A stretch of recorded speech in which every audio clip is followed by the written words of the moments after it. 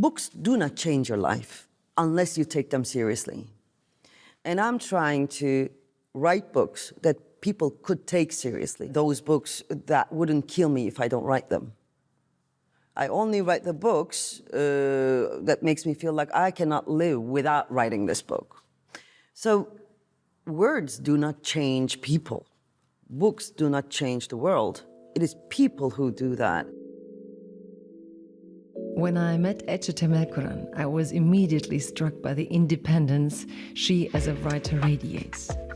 Her thinking is constantly evolving. She's not afraid of telling, she's not afraid of talking about big concepts, about the individual as much as about society. She's a fierce and poetic disruptor of convention. She believes in change.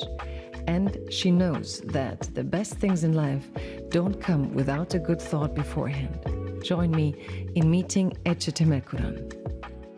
Welcome to the Book of My Life. My name is Jagoda Marinić, and I'm leading you through 1 hour of talking books, life, and the world. My today's guest is Ece Temelkuran. I am very happy that she took her time to spend an hour with us talking about her favorite books, the books that changed her life. She is a renowned writer, a sharp political thinker, a critical mind, I would say, and somebody who has written books that have certainly shaped my life. I'm very happy that she's here today with us. Welcome to the show, Ece Temelkuran. Thank you, Jagoda. It's always a pleasure to be with you. It's a pleasure to be with you. And it's a pleasure to see how you look at things and how you provoke us and how you independently look at certain developments of countries that you know well, of societies that you know well, and today about books that you know well and that shaped your lives. Well, let's hope so. Your life. I talked about lives as if you had many. Maybe you do have many. Well, we all do have many lives, actually. It depends on how you look at it, but we should have many lives in one life. Otherwise, it would be unbearable to be on this planet for only once. Is there a moment where you had the feeling you had maybe the start of another life, or is it more a parallel thing? I sounded suddenly too Shirley MacLaine. I don't mean reincarnation or anything, but I think we can fit many lives in one lifetime, especially for women. I think it's easy to do that because we are crowded beings. Women are crowded beings, so they have many lives in one life. They cannot take only one life, one plain line for the entire lifetime. The first book that you brought here today is written by a woman, by a very special woman, Clarice Lispector. And yeah, I think it fits the crowdedness. Maybe you want to tell me something about how you met her? Or how you got into her books and what fascinated you about them. Clarice Lispector is a very, very special woman because she's a very beautiful woman. She's extremely beautiful, a Brazilian writer. And I met her through my very good friend Annelies Beck, who is also a novelist and TV presenter in Brussels. The reason I am attracted to her, yes, of course, she's an extraordinary writer. She's a genius and so on. But I think she made me think a lot about the decision you have to make once you're a woman, especially a beautiful woman. If you're a beautiful woman, you have to make a decision about whether you're going to be the woman who people write poetry about, or are you going to be the woman who is writing the poetry? And once, as a woman, you hold the pen, even the most merciful gods would not like you. Once you hold the pen, you're kind of alone in this world. And it doesn't change in 19th century, in 16th century, or in 21st century. They don't like you because they really want women to listen to the story, act interested, very interested, and praise the storyteller who is supposed to be a man all the time. And this is a beautiful woman who rejected to be written about and admired and so on, and who wanted to write the story. And other thing that she did, which would drive today's editors, publishing industry, and booksellers crazy, was genre bending. It was something between fiction, autobiography, impressions, politics, poetry, and so on. So she is, I think, safe enough for publishers to publish, to rediscover after all this time, because she's doing something very interesting. And true literature, which she does, the genuine literature, the very hardcore, undiluted literature, so to speak, is her thing, and that is why I like her. And I think before becoming so popular in the world for the last 10 years or so, she has been the writer's writer. Mostly writers were interested in her. But you are fascinated by her personality, sort of first, and then by the writing. Or what came first? Yeah, when it's women writers, I cannot differentiate in between these two things, personality and writing. And also, I think they are far more connected when it's a woman, because as a woman, if you're a writer, you also become something of a objet de désir, so to speak. They look at you. They look at you in a different way than they do to a man. They scrutinize you, and your life has to be shaped in a way in order to match that scrutiny. Oh my God, I forgot that word. Anyway, so if you're a woman, I think your writing and your life is much more intertwined. And it is not only a coincidence that women in women's literature, autobiography or life, personal life is much more there, because we starved of not talking about ourselves. We were starved to silence, so to speak. So we are doing that once we have the tool of literature. To me, she is like a writer who just doesn't give you the comfort of a process that's finished.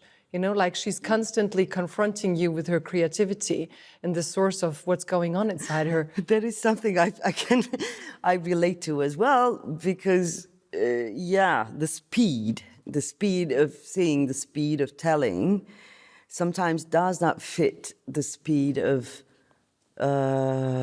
publishers, or they want you to be one thing. And as we told in the beginning, women are crowded beings, and once they start writing, it's become this big, massive, abundant, material, and the world wants you to be one thing and one thing only. Like non-fiction writer, write this novel, do this project, so to speak. But then genuine literature, real writing, does not wait for those things, I think, because that's the boring part, where you make a career, whereas writing is something that happens to you.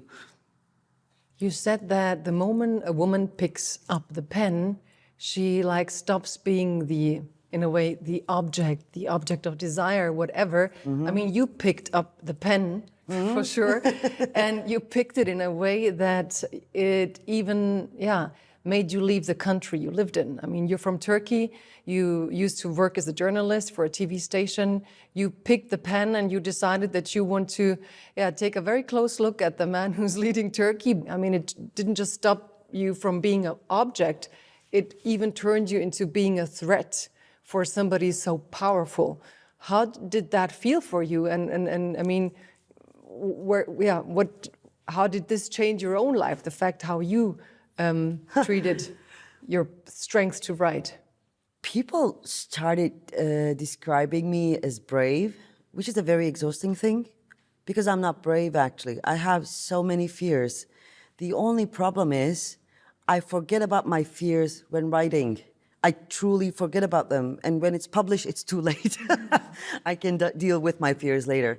I think everybody should do what they, whatever that is that makes them forget their fears. But they started defining me as brave, which I am not. That is how it changed my life. And then I had to leave the country, but that's an ordinary thing now. Exile is not a, exotic thing anymore. We are living in a century of nomads anyway. The thing is, I think women, especially when they laugh and when they talk, they become terrifying to men. It is not easy for us to understand this, how terrifying we are. But we are actually terrifying. And sometimes there are those moments of enlightenment for me. I understand them, why it is so terrifying. I think there is a big difference between power and strength. Yes, he is powerful. All these dictators are so powerful. But we are strong. And the female, not only women, but female is strong, which means we can endure. We can do the long game. We can wait, we can be patient, and we can be determined, and we don't step back. And that is fearful for a person in the position of power. And when I think of power and strength, I came to notice that when you're in your most powerful, actually that is the moment when you have the least strength. And when you are least powerful, that is when you are the strongest. So actually, I am stronger than Erdogan. He's more powerful than me, but I am stronger than him. Let's see which one will prevail at the end. But, I made the choice, the moral choice of believing in strength and being opposed to power. And I also made a moral, stance. I am holding that moral stance that the good should prevail over the bad, the right over the wrong, and most importantly, beautiful over the ugly. So you, for me, are somebody who, by the sheer act of the genres you sometimes pick, seem to be a writer who believes in the power of books, like we say. Is that what made you, like, you could have said, now I'm going to turn away from the book world. What does the world help if you have to leave your country? You certainly said, no, it's strengthened my look at what a book can do to this world and what a book can mean in this world.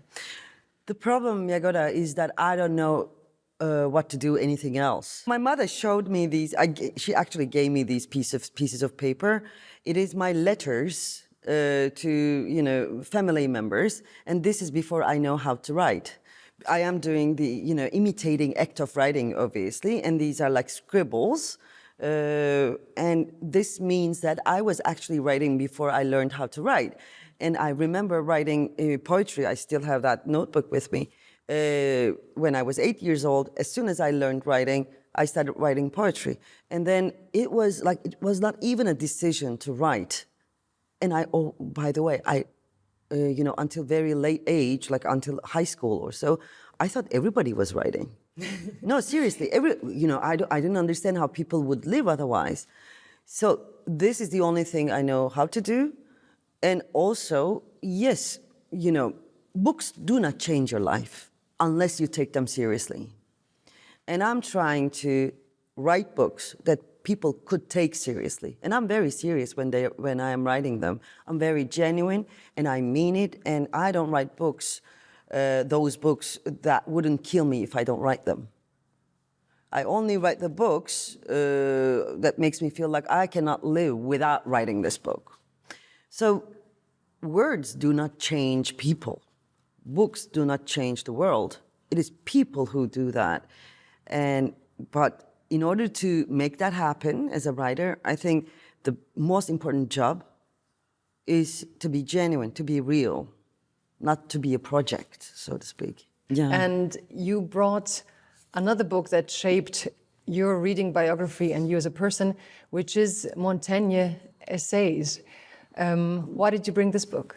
I was 16 and I memorized this book.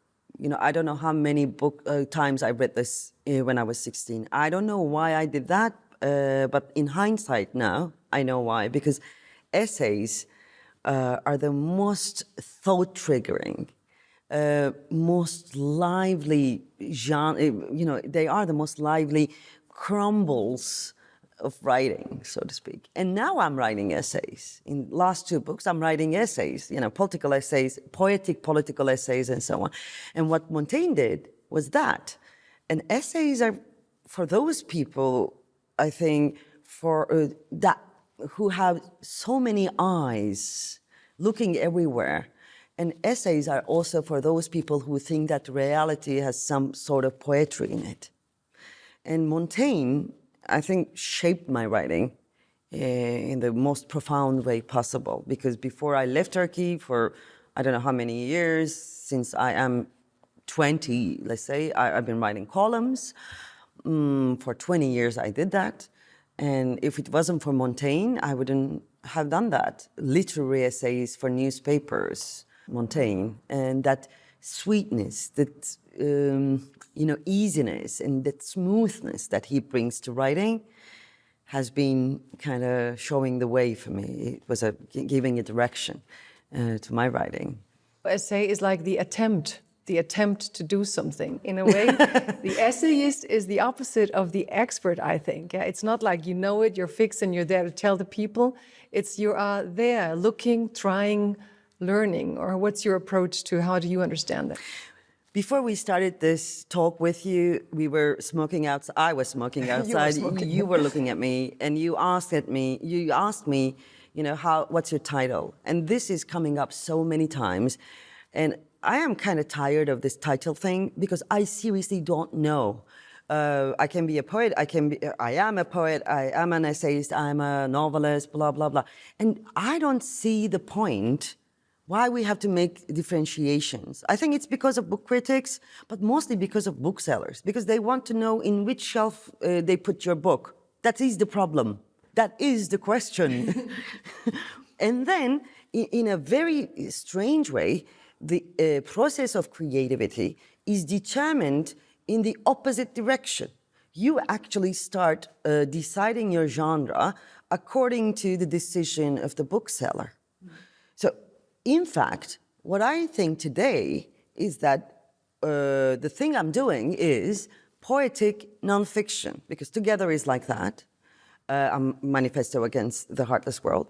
Many writers feel that, but they don't admit it, but I will confess. I think we are not adjectives, we are verbs. We are not writer, we are writing. We are not creators. We are creating. We are verbs coming from somewhere and going somewhere. When you talk about how to lose a country, and I mean, there was a lot of water in that book because you wrote about how fascism unrolls, but still, it made me understand, and that's how this can change my life as a reader too, that it happens so fast. You know, How to Lose a Country made me understand, wow, it's not something happening far away in Turkey. You chose examples where I thought, wow, this is happening in my country as well. When you said, the role humor plays, for example, we always think it's very good to make jokes about fascist movements or fascist political parties and to mock it and to entertain ourselves as if we don't have to take them serious, or if we're even stronger than them because, as long as you can make jokes, it's quite good. Yeah, especially laughter. And I see in many countries nowadays that laughter is still, they feel like humor is still doing the job when it comes to making them feel safe against the threat of fascism or right-wing populism. It doesn't. It is just you illusioning yourself, actually, by doing this. However, one interesting insight from that book and what I've written after that, which tells a lot about people and how they read books. I wrote How to Lose a Country in several languages. It was published, therefore I went around the world from Sydney to Washington to talk about fascism and how it is actually happening in those countries as well. And, after each talk, after I depressed all the audiences enough, the same question kept coming up. So where is hope? Where is hope? Let me tell you something interesting about humankind. They actually like to be terrified. They prefer to, to have this trembling fears and so on. They don't actually want hope. They don't want anybody to show the way out. Or we became so cynical, we became so faithless, we became so hopeless that the first reflex that I faced when I offered a way out was to, oh, no, that's not realistic enough. No, that wouldn't happen. No, that's not a good idea. So people, when I talk about fascism, their eyes were wide, they were hypnotized, and they were like, yeah, yeah. But then when I talk about, okay, this is it, since you are agreeing with me on this, so this is how we can get out of this, and they're like, nah. Yeah. Strange It's psychology. fascinating. There's a deep suspicion that anybody who can look at hopeful topics is in the end just naive. Yeah, no. The thing is, the reflex is to label anything hopeful, anything offering a way out, as naive. So we have to look at our, reactions to things very carefully. Why do we think, and why do we automatically think that a positive input is naive? Do we want ourselves to, do we want to feel cooler by being more cynical? And who would this benefit, by the way? But there is a strange addiction to apocalypse that I am, observing everywhere I go. Because, okay, we hate apocalypse, we hate end times, we are terrified, but also, in a very strange way, it is liberating. Because if it's apocalypse, if it's tomorrow, if, nothing will count anymore, so let's enjoy the last days of Pompeii. Let's dance until we die. We don't have to do anything. We don't have the responsibility to do anything. The game is lost anyway. We cannot earn anything if we even struggle for a better world. I know what you mean. It's as if this has given us the current satisfaction to feel less neurotic, Because sometimes when you open your cell phone and then you scroll, it's like, we have the climate catastrophe, we have all these stories, and you feel like, whoa, and then you go and have your ice cream and you're just, okay, as you say, I can't do anything, it's too big for me, And then we have these narratives that are like, we can't solve things on an individual level because it's all structural problems, and we have started to make huge abstractions, which is true intellectually, but on the other hand, the individual helplessness is growing. I understand the word hope has become a commodity as well. Even the neoliberal system for marketing purposes using this word. Buy this T-shirt, be the hope. Buy the paperback, be the hope, and so on. The hope, porno, so to speak, is very much present in the mainstream media, mainstream culture, mainstream art. And it became sellable. That is why I, propose that we have to change it with faith in humankind, because what we lost is not hope. Actually, we lost faith in each other and in ourselves. But then, the main reason I'm writing today, and I wrote together, and I'm talking about these topics, is that what you feel, there's no point in me struggling, is a real emotion shared by so many people, which has political consequences. Today, politics is running on emotions. Fascism, right-wing populism, has this amazing dexterity to play with the emotions. Whereas progressives, leftists, they look down upon emotions and they don't want to deal with it. And my argument is that, no, we have to have a say about people's emotions, their fears, their anger, their helplessness, their inertia, their tendency to lock themselves in, and so on. If we don't deal with them, fascism will deal with it, certainly. So yeah, that's why I wrote together a manifesto and so on. And I think we have to think about this, because those feelings are the central issue to today's global politics. Where do you think this suspicion against the emotional comes when it's about the progressives or the left? I mean, why is it so? Is it because history proved you can manipulate them so horribly? But still, it's the human condition. How do you challenge yourself to go there, even if you see many people that are, on the same intellectual page as you are, would not go this way? It's great to be a woman because you don't care about not being taken seriously. I'm used to that. Yeah. So, but the more important thing is they look down upon emotions, the progressives, most of the time, because they are slippery, and I understand that. And it's so not easy not to be cynical about this.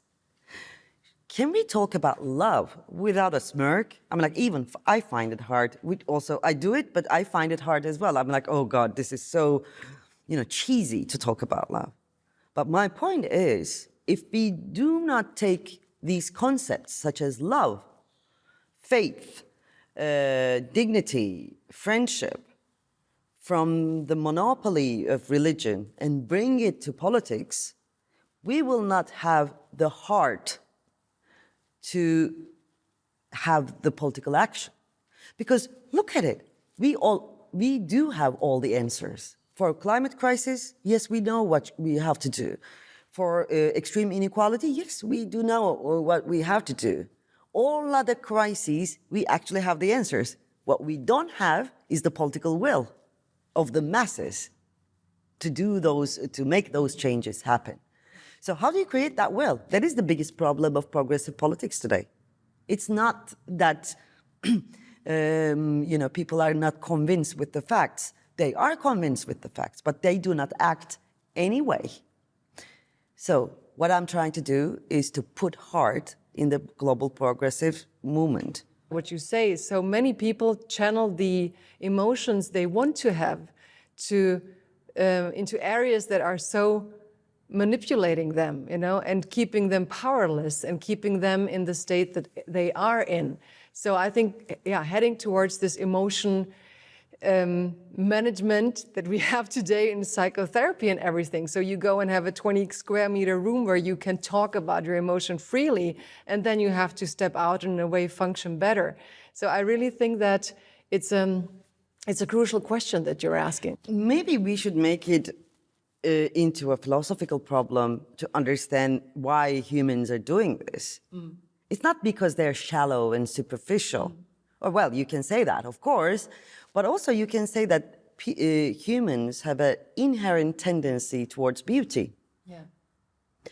So humans actually are inclined to choose beauty in between beauty and right. So beautiful because it is the most absolute form of right, maybe, in philosophical terms. But I see something, kind of positive in this, that people's, general tendency to choose beautiful. Not the right type of beautiful, maybe, but they want to choose the beautiful, which is important for me because I do think that, especially since 1970s, neoliberal narrative with its cultural tentacles and everything made us believe that humans are inclined towards ugly and bad. We are selfish, self-centered, bastards and as bad, humankind, and bad and competitive, and we don't care about each other and so on. No, we are not that. And as a moral, resistance, we have to choose to believe in humans and their inherent inclination towards beauty. And that is also a political, stance as well. Because unless you make that stance, you cannot be engaged in political action. Why would you do political action for humans who are, selfish bastards? You have to believe that humans are good at heart, or like in essence. Another author that you brought, and you said any book by Simone Weil, which is any book. We brought this one, Schwerkraft und Gnade, and I think it's good it's a good connection. I mean, what did she mean in your best connection ever? Because this is why I love Simone Weil. Albert Camus once that she was the only, she was the best soul or whatever, most flawless soul of 20th century, Simone Weil. Another woman that I cannot, make a separation between her life and her writing, which also she didn't do that. She lived what she wrote and she wrote what she lived. She worked in factories to understand what working class is. She actually starved herself to death. She was very sick, and she was very, very poor when she died, although she's coming from a well-off family. She is utmost poetry to me. She wrote politics, but she's a poet. And she tried to do something I tried to do as well in a different way. She tried to bring poetry and art to progressive politics, to Marxism, to left politics. But she believed in God.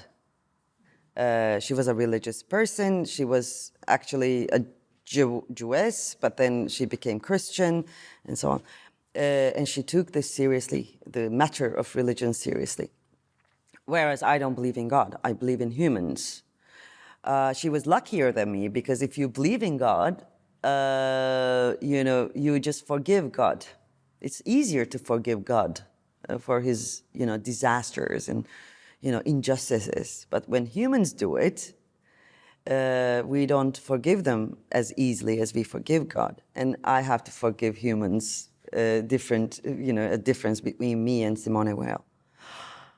And she said, they need bread, poor people, they need bread, but they need poetry as well. This is an important thing to say about the working class, about the underclass people. Because many, analysis today, even today, many analysis, many, resistance politics that stand by the working class, they only talk about the bread part of the story. As if, if we are a little bit more equal, everything will be solved. No, everything will not be solved. So yeah, Simone Weil, any book by her, any word by her is so important because she tried to do something impossible. She tried to bring poetry and politics through God, through religious writing, through theology, and so on. Yeah, amazing woman, amazing, incredible woman. I would like to bring together your ideas of poetry and also your belief in poetry. Mm-hmm. It's like you have faith in poetry, not humans. Yes, I do. it's actually poetry that I feel. I don't know if I can entangle these two, because as I see humans, it is very poetic to me. I was thinking about this. Maybe poetry is just seeing things when you look at reality. It's nothing else. Seeing the very essence of things. Just carving out, chipping away all the unnecessary parts of it and seeing the very essence of it. And that essence, that human essence, I think, is the matter of God. And we made God from our essence. Yeah, we made God. I remember when I looked at a comment on television, I don't know what it was, and there was this wonderful quote when somebody said, please stop abolishing God, since we put so much effort into inventing him. Exactly. I mean, like, this is the best story that humankind could put together. Because, religion can be the psycho guy of the human history, seriously pathological guy, but then God, we made him, and her, can I say that? Her, we made her, and we made many of those things, and it is our inclination towards beauty. So yeah, maybe it's not good to trash gods too much. Yeah, you have this broader view of poetry. I read an interview of Philip Roth shortly before he died, when he said, let's say in a cynical maybe, or sad, or tragic perspective, that he believes that in 20 years the novel will be just as irrelevant as poetry has become, and that he didn't believe in the role poetry could play in our society at all anymore. So it was not like cynical. I even felt there was this deep sadness of, a past life. Yeah. And then he has seen culture, playing less and less important roles. Yeah. And then he even couldn't imagine the novel being more important. And you are, in this term, like a glimpse of hope, even for me, because sometimes you shocked me, and you are turning it around and saying poetry is actually everything if we have a certain perspective, a certain way we look at the world. Yeah, it is. And that's what you learned in books? Yeah, that is what I learned in books. It is not, if you write like shorter sentences and put them on top of each other, form stanzas, it's not, that is poetry. No, it's not poetry. Poetry is everywhere, in everything. People hate this when I say it, but politics is very poetic to me. But why? Tell me why. Bloody, like disgusting, but still poetic. Politics is like, people say it's corrupt, it's evil, there's so much... You know what, that's an ideological stance, and we have been forced to take that stance since only a few decades. Politics was not dirty in 1970s. In 80s, all the dominant narrative became, politics is dirty, you don't have to deal with it, we're going to take care of it, like in a rational way. Thatcher and Reagan was doing this. And then for 3 decades, this has been imposed on us that we don't have to deal with politics. And that is why we have Boris Johnson, we have Trump, and we have Orban, and several others, and Erdogan, of course, and Putin, obviously. So politics is not dirty, it is poetic. It depends on which side you are, first of all. But I would have to drink some more of your poetry in there.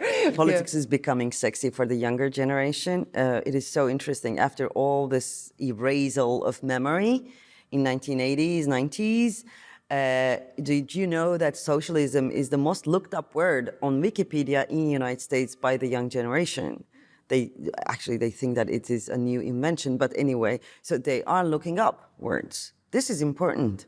The difference between now and then is faith in ourselves. We don't believe in ourselves anymore. And that is something we made to believe. We started believing that we have no political agency. And the world made us believe that as well, but we have political agency. And if we can start believing that again, we can become different political animals. Speaking of animals, I have to make a point here. If they're listening in a podcast, they wouldn't see it, but actually there is a rabbit on the table right now.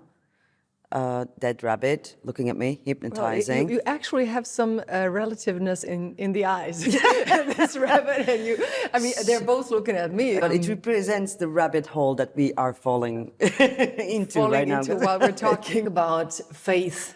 It triggers images that I saw on Instagram and Twitter, where you get these affirmations all the time, believe in yourself and everything is good. And on Twitter, somebody was making sort of a joke and just said, you're the best, you can do everything, just believe in yourself, do this and do it then. And then he said, now pay me 800 euros, because this lack of faith is turned into a huge industry. And before people are able to change anything outside, they think they have to fix themselves into, I don't know what, but there seems to be tons of things we have to fix, as if we were all a whole rabbit hole and nothing else. And I'm always overwhelmed by these affirmations. I feel really bad afterwards, because I feel that I don't believe anything I'm telling myself. I work a lot out of the negative. So I like my negative thoughts because they push me into the beauty. So when I come and confront myself with all those positive things, I'm just like, okay, and now I just figure out I'm negative. So this lack of faith in this world, and also in faith in ourselves, I think it's being capitalized and made into money and keeps people busy with themselves. What's the right way to come to a point, or what is this faith? When can we understand or feel that we actually believe in ourselves? What do we need for it? Well, thank you, Rabbit, for opening this conversation about the rabbit hole of the self, actually, because yes, you're right. There is this massive industry of self, like being a better self and, being a better person, being a happier person. There's this myth of happiness, which is complete nonsense. You cannot be happy. You just can have a meaningful life. End of story. Either you have the joy of living or not. Happy is an instant. It comes and goes. That's it. But then they created this understanding of happiness, which is permanent, which is sustainable, and it has to be kept as it is. The industry of the self is so big and they're making a lot of money. Actually, I should jump into that industry maybe. Yeah, you should write. The next book should be called Self. And the epiphany you had, like, there was this one moment in our rabbit hole conversation where you had an epiphany, and from then on you had yourself. And every day you wake up and feeling yourself. And I think it's actually the most boring life people can have. Exactly. But they work hard to have it. So actually they destroy their life. They have to have a perfect life they are striving towards. Yeah. And, this industry of the self stands upon the, understanding of the self, which is like isolated from everything else. You have your few friends who make you feel good and nothing else. Mental health. Or lover, whatever, colleagues, and that's it. My understanding is, if you want to understand yourself, look at the other person. And we cannot understand ourselves if we don't understand the other. The other as in not the alien, but just any other. So if you want to look at yourself, just open the window and look outside. This is the only way to understand the self. Because there is no meaning in life unless you put it, and you cannot put meaning into life by digging a deeper rabbit hole in yourself. There is nothing interesting in the self, by the way. Seriously. All other people, the other is interesting. The normal is interesting. The daily thing is interesting. There's a chapter in Together which I say, okay, reality is fucked up. It's such a mess, all these crises and so on. What are you going to do? Are you going to close your door and, build yourself a panic room? No. The magic remedy that would heal the real problems is in reality again. It is nowhere else. So self is not where you go when you're desperate. The other is where you go when you're down and feel defeated. Though we often also say that unless you don't find yourself, you can't find the other. And I guess I think that we should reverse that. Because there's no finding the self, whatever. I mean, you can do all the Freud, you can do all whatever, Lacan and everything, but at the end of the story, there is no self without the other. And if we can understand this also creates another politics of friendship, which we need badly today. Mm. Is that also when you read books, is that the encounter with the other? It's actually, you could meditate, you could try to regulate, listen to affirmations, but you can do both. We are all trying to understand how to live, how to be, and, and how to have a more meaningful life. So this is why I read books, I write books, or I do speeches, whatever. So, and this is also why I meet people, which is the most inspiring thing, most unpredictable thing. Are you, when you say a meaningful life, and then you relate it to books, after Corona, the book life, the literary world has really suffered. And some people say that the importance of the book has shrinked, and we have so many easier ways to get a narrative, oral history, we have all those Netflix stories, all industries making a lot of money with easier storytelling. Do you ever worry about the book as a product, so to say? You know what? It's not that I worry, but I see a trend going on towards something. And that's why I created this community, lettersfromnow.com. Because I think, okay, book, it has been hundreds of years that this medium is around. It's not going anywhere overnight. But I see the digital coming as well. So I thought, can we create a digital universe around the book?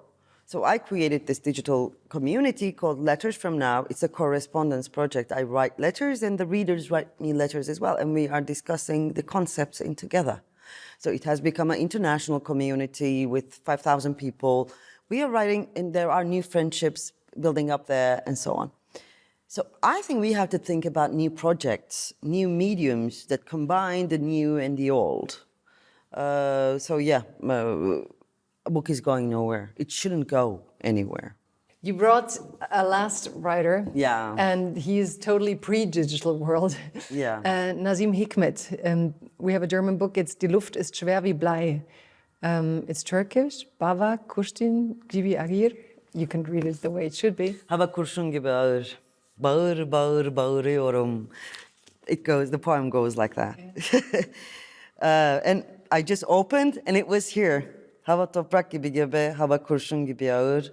Bağır bağır bağırıyorum. Koşun kurşun eritmeye çağırıyorum. Oh my God. It still gives me goosebumps. Nâzım Hikmet is the legendary, the giant of Turkish poetry. As many have been like him, he had to leave the country. He had to run away from the country. He had to take shelter in USSR then. And one day, he was buying a newspaper from a kiosk in Moscow, I think. He just, leaned in for a Turkish newspaper, maybe. I don't know, maybe for news from Turkey. And he had a heart attack, and he died very young. Not very young, but youngish. Too young for him anyway. He wrote the best poetry in Turkish.